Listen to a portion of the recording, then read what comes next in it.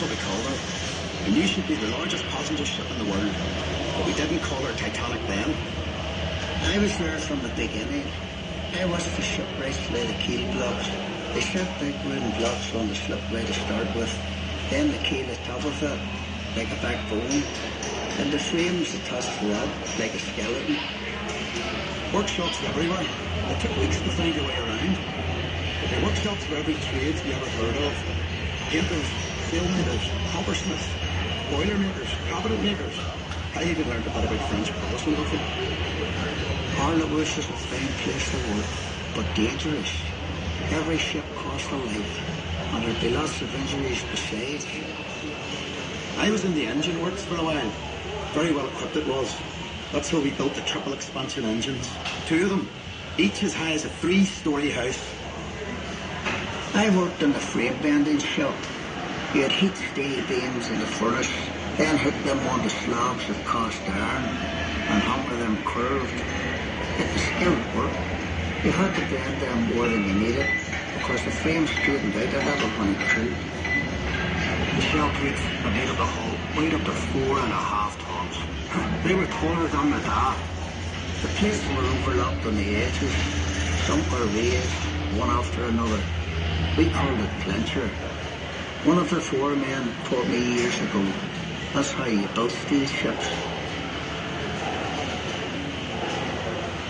I worked as a heater boy. You had to heat the rivets on a wee plate. You put the bellows till the rivet was white hot. Then you get a hold of it with your tongs and throw it up to the catcher. And he put it in the hole in the plate and hold it up. There were 2 of us on the other side of the plate that hold her up. We had to hammer the rivet so it filled the hole before it turned dull red. The double bottom. That's a wee space we called the tanks, made up of steel plates. The rest of the rivet squad all had to fit into that gap.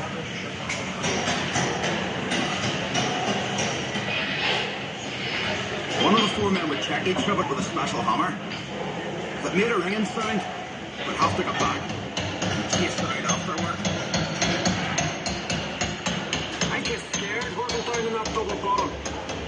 You only had candles for light. And the constant hammering against the shell plate. You could hear it all over Belfast. Some of those boys ended up stone deaf over there. We were paid 31 bob a week. The heater boy in Catchford got 16 bob. But we all worked the same 54 hours.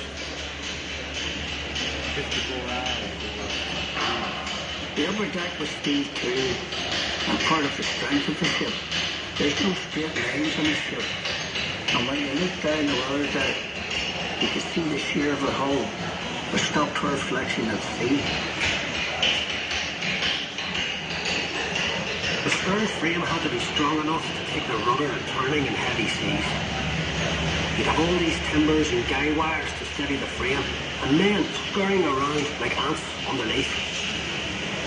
When we came to launch day, I was torn between pride and fear. The standing ways were coated in tallow, train oil and soft soap. So the ship would slide and they shifted her weight off the blocks. That was the most dangerous part. And the shipwrights were knocking away the last props. They were